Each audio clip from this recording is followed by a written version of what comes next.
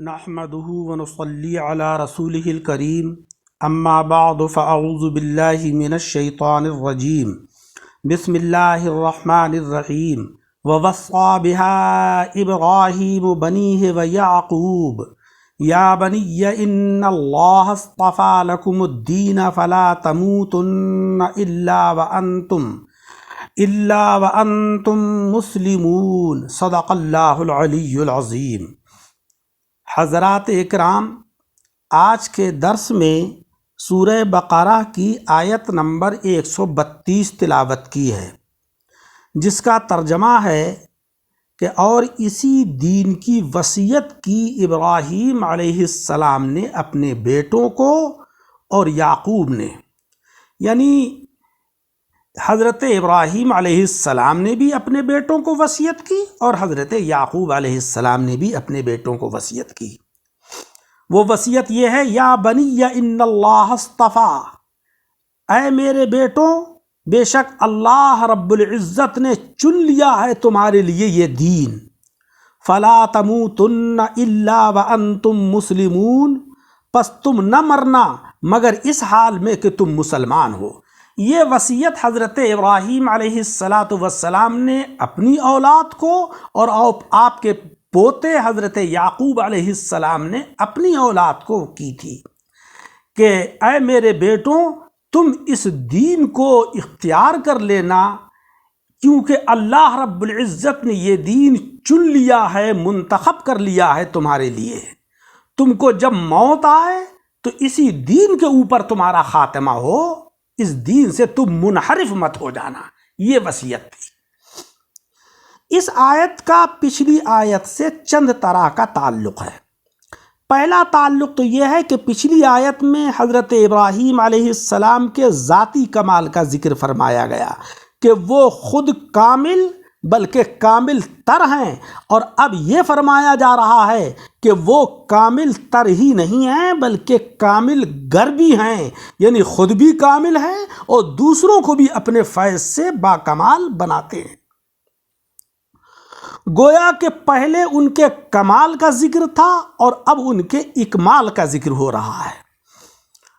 اور دوسرا تعلق اس آیت کا پچھلی آیت سے یہ ہے کہ کمالات ابراہیمی کو سن کر کوئی کہہ سکتا تھا کہ ان کی ملت انہی کے ساتھ تھی کہ اس پر یا تو وہ خود عامل ہوں یا بڑے بڑے پیغمبر عمل کر سکتے ہیں۔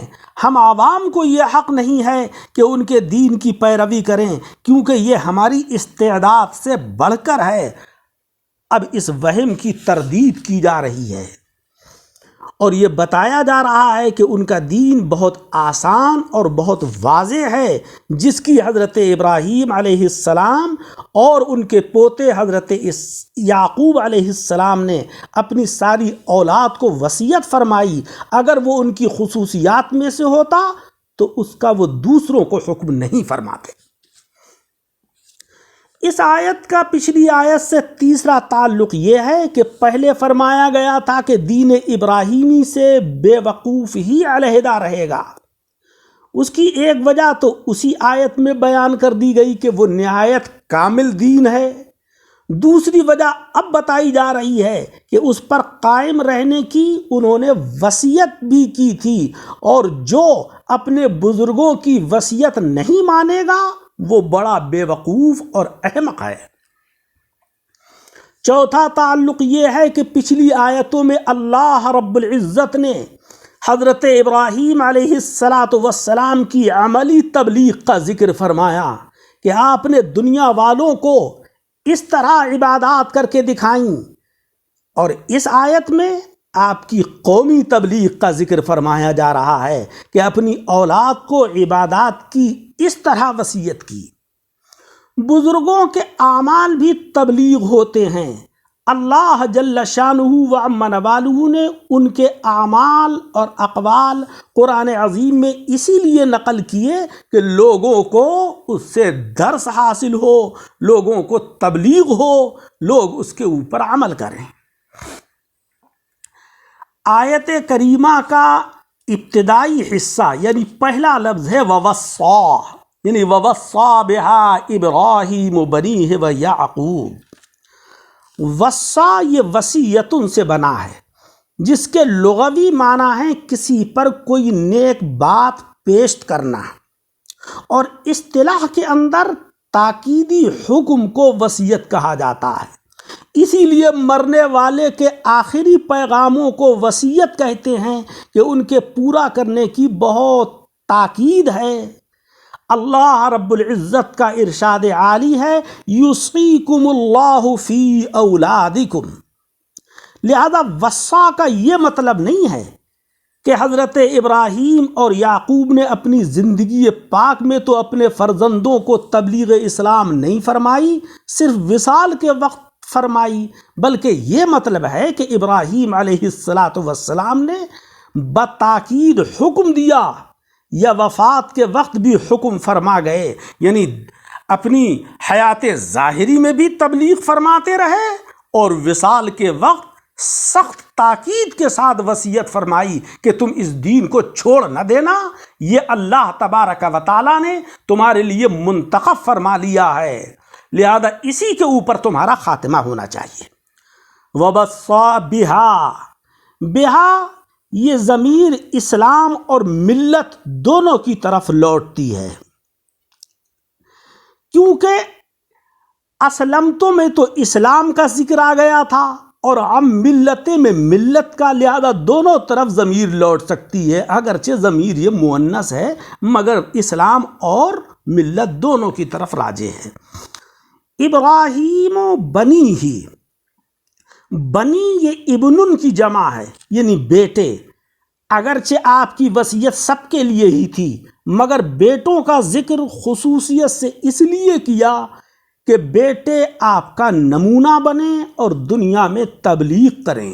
آج بھی یہی حکم ہے کہ سب سے پہلے اپنے گھر کے لوگوں کی اصلاح کرو، اپنی اولاد تو بگڑی ہوئی ہے اور دوسروں کو تبلیغ کرتے پھر رہے ہیں، تو بھلا کون ہماری تبلیغ کے اوپر عمل کرے گا؟ ہماری تبلیغ کے اوپر اور ہماری نصیحت پر تو دوسرے لوگ جب ہی عمل کریں گے کہ جب ہمارے گھر کے لوگ بھی راہ راست پر ہوں گے۔ ابراہیم علیہ السلام کے 3 بیویوں سے 8 بیٹے تھے۔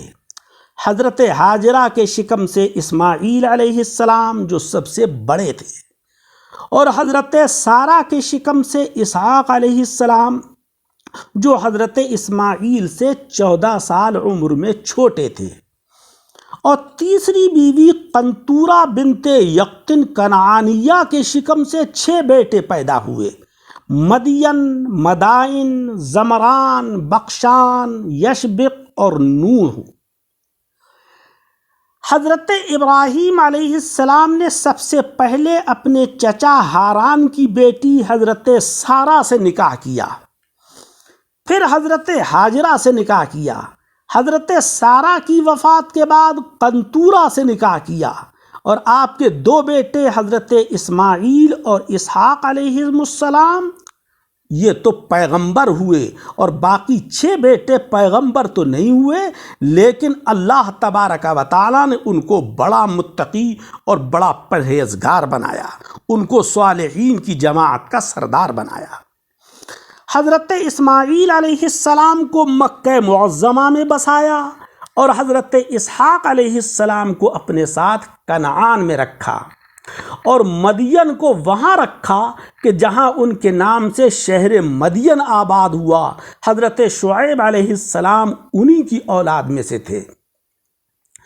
مدائن وغیرہ جو اولادیں ہیں ان کو شام اور روم وغیرہ میں اللہ تبارک و تعالیٰ کے حکم سے آباد کیا، کیونکہ منشأ باری تبارک و تعالیٰ یہ ہے کہ اسلام کی شعاعیں چاروں طرف کرۂ ارض پر پھیل جائیں۔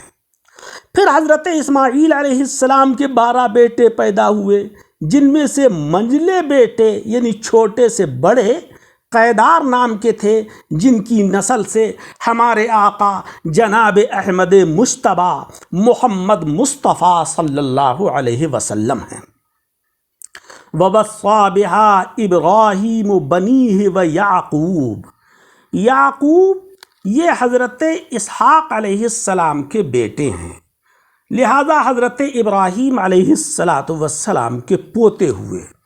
ہماری قرات میں یعقوب کی با پر پیش ہے، اس لحاظ سے یعقوب و وصا کا فاعل ہوا، تو ترجمہ یہ ہوگا کہ حضرت ابراہیم علیہ السلام نے اپنے بیٹوں کو وصیت کی اور حضرت یعقوب علیہ السلام نے اپنے بیٹوں کو وصیت کی۔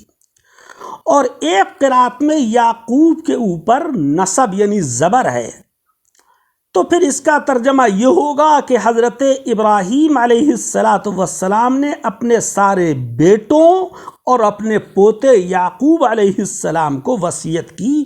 اس صورت میں یعقوب وصا کا مفعول بن جائے گا۔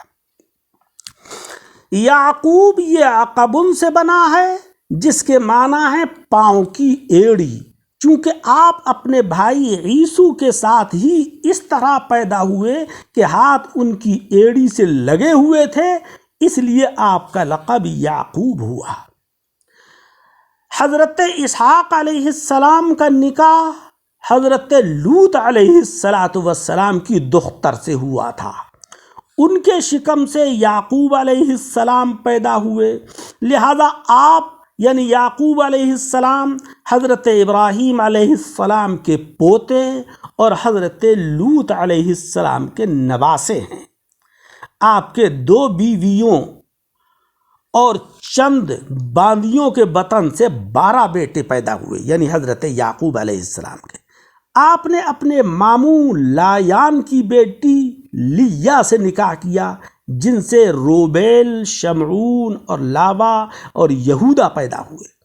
لیا کے انتقال کے بعد ان کی ہمشیرہ یعنی اپنی چھوٹی سالی راحیل سے نکاح کیا، جن سے یوسف علیہ السلام اور آپ کے چھوٹے بھائی بنیامین پیدا ہوئے، اور باقی 6 بیٹے آپ کے باندیوں سے پیدا ہوئے تھے۔